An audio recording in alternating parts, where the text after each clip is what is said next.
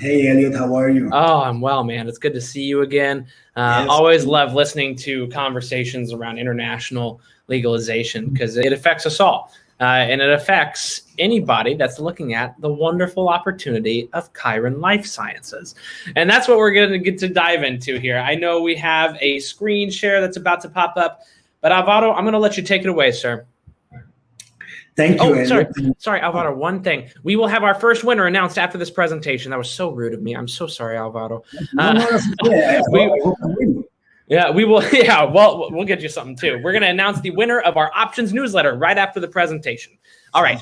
Now you can take it away. Well, thank you, everybody.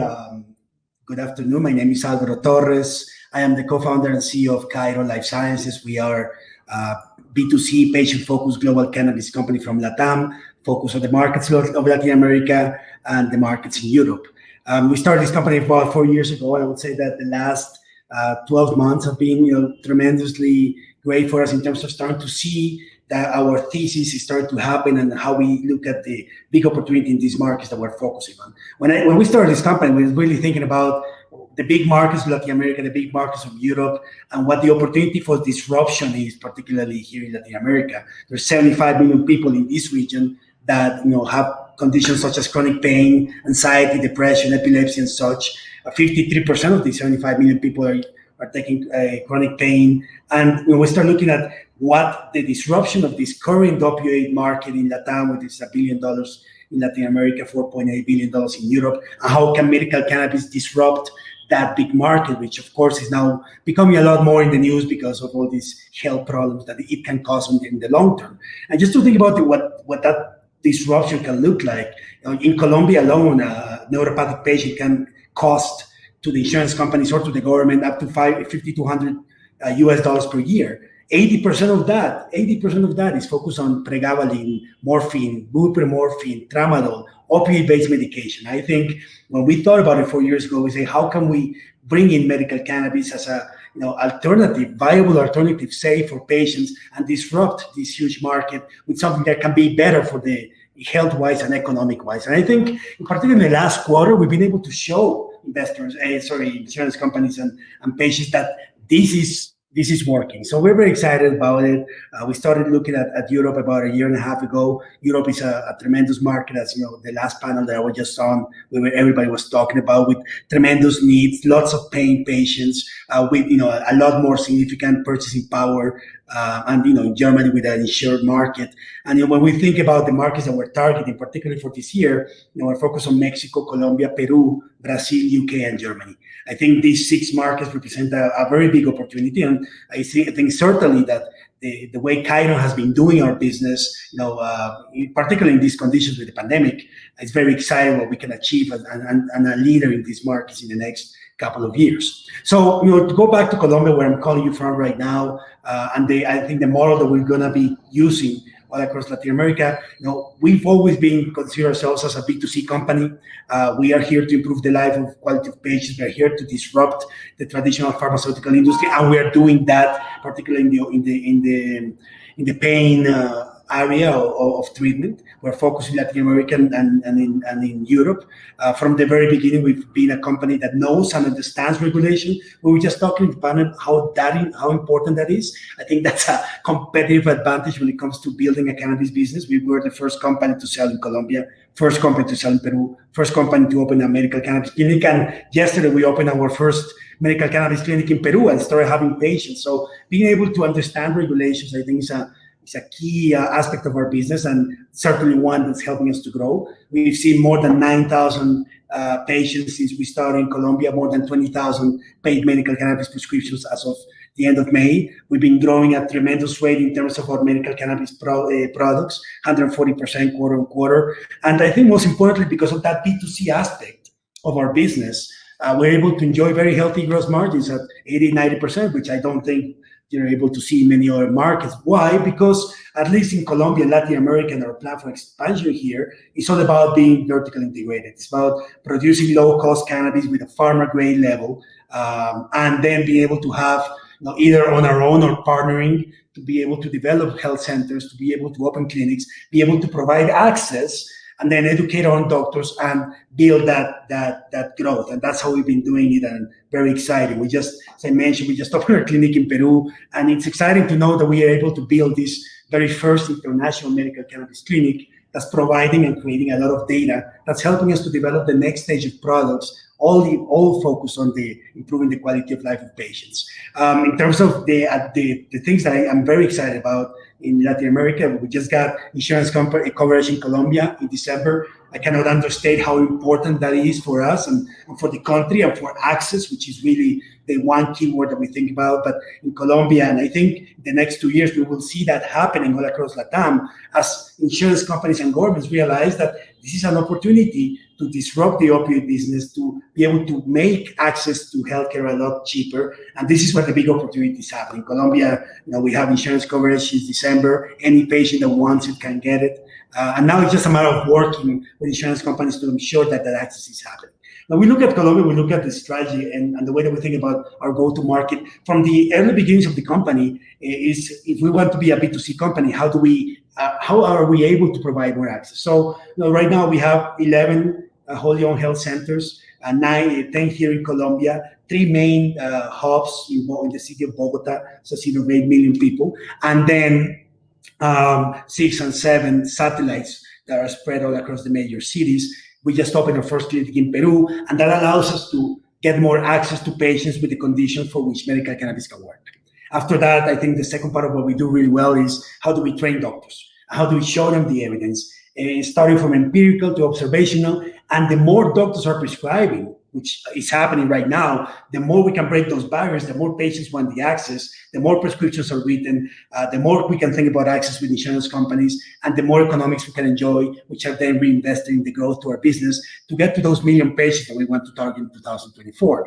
So the way that we've been able to show that, I think that last quarter started to show us that we are on the right path, right? That Colombia, Khiron, Latin America, Europe, it's where Florida was 4 years ago.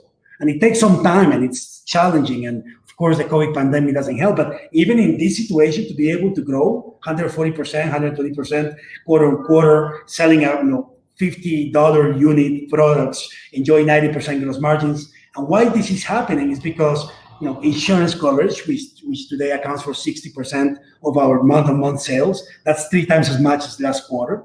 The product works because now we are able to monitor how patients are feeling using the product. And when you can say 90% of our patients, and I'm not talking about small amounts, I'm talking about 9,000 to 10,000 patients are saying, well, after 4 months, I'm feeling really good and I'm dropping some more medications that I used to take before. That means the product works. That means the Khiron brand is helping people. And then, of course, when we talk to insurance companies and show them, listen, out of those $5,200 US that you spend a year on treating neuropathic pain patients, and we can reduce that cost by 60% because of a integrative care management using medical cannabis. That's the disruption aspect of our business. And we haven't been able to talk about it before because we just started getting all this information. We're spreading it all around to insurance companies, and this is going to create a big floodgates of insurance coverage in Colombia, and then therefore the more evidence we're showing to other countries, the more that will happen.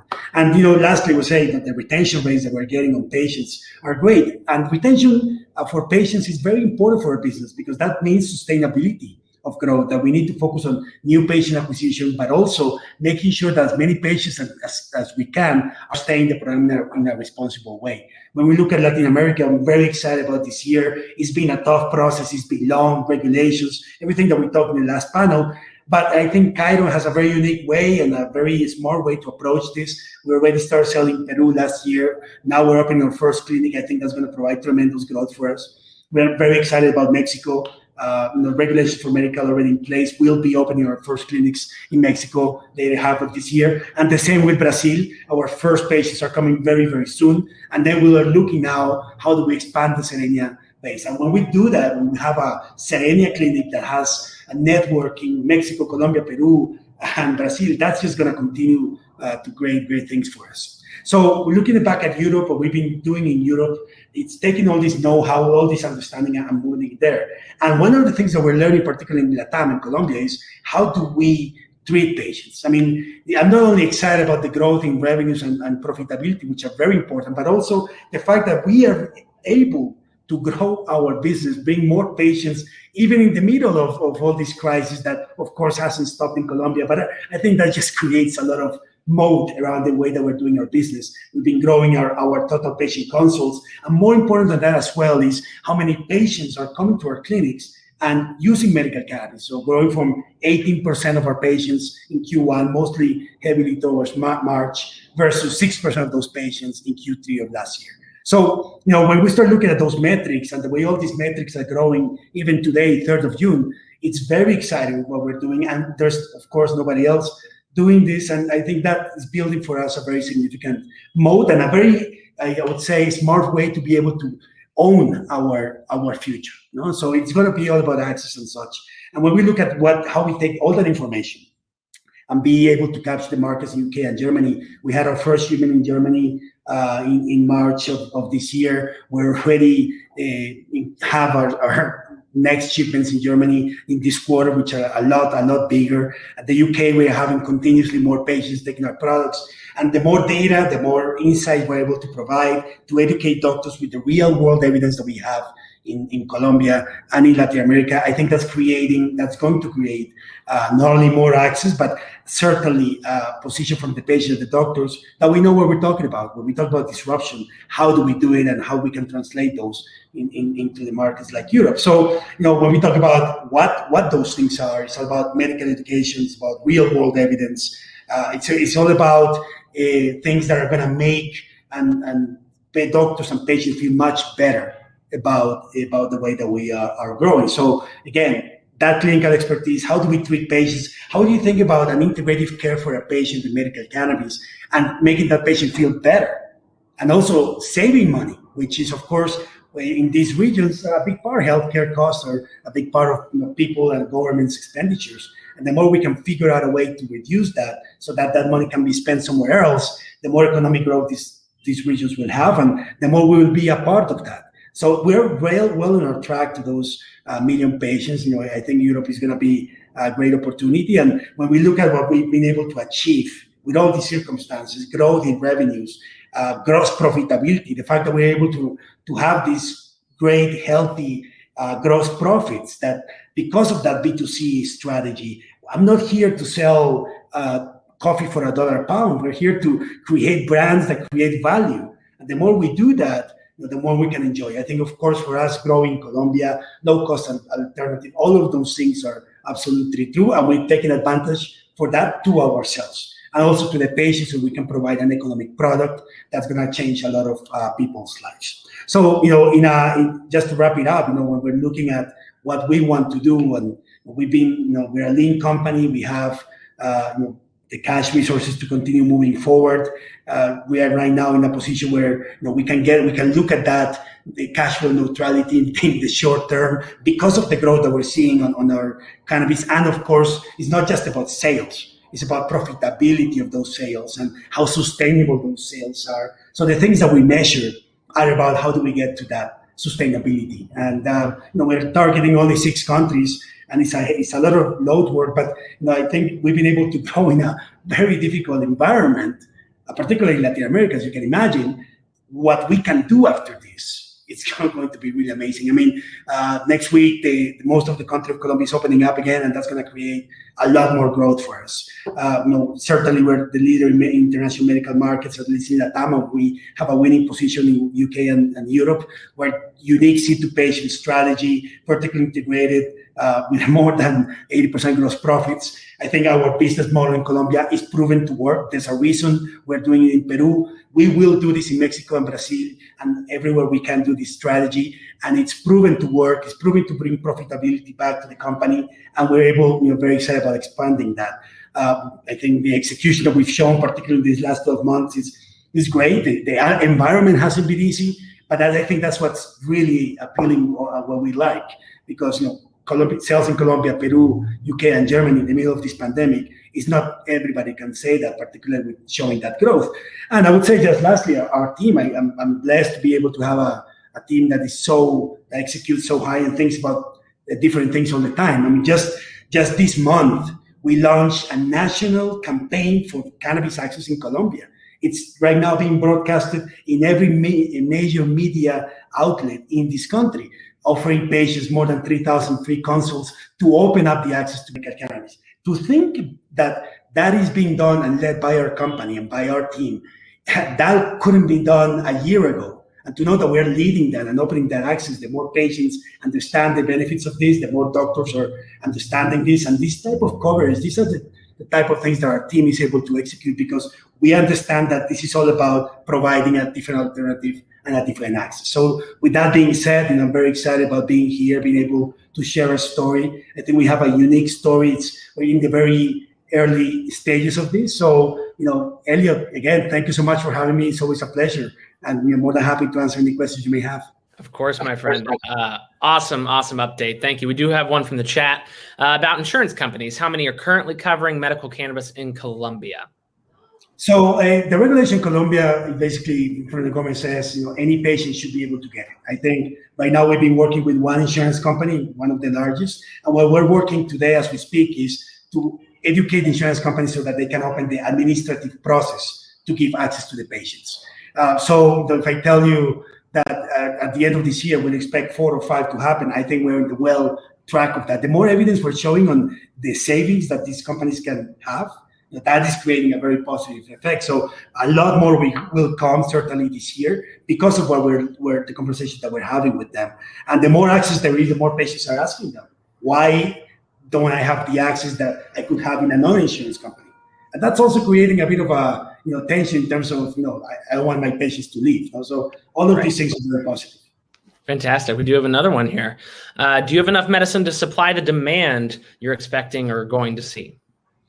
Well, Elliot, when I started this company, particularly even 4 years ago, cannabis companies were valued on the installed capacity. For me, it's first build the demand, the supply will follow. There's 1,000 people cultivating in Colombia, 1,000 licenses. The prices of cannabis raw product have dropped more than 80% in the last 12 months.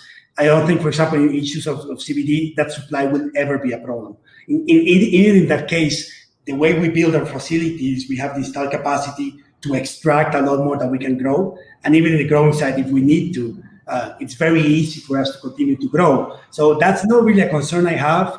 Even for some of our products, we even, for our epilepsy product, we even buy some flower from third parties in Colombia. And, so when you're living in a country like this, it's not really a matter of supply.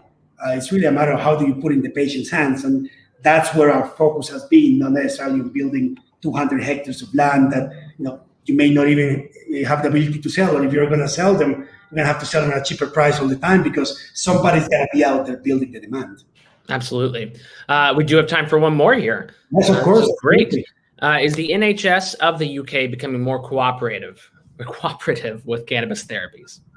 Well, I think for sure. We are part of this project called 2021.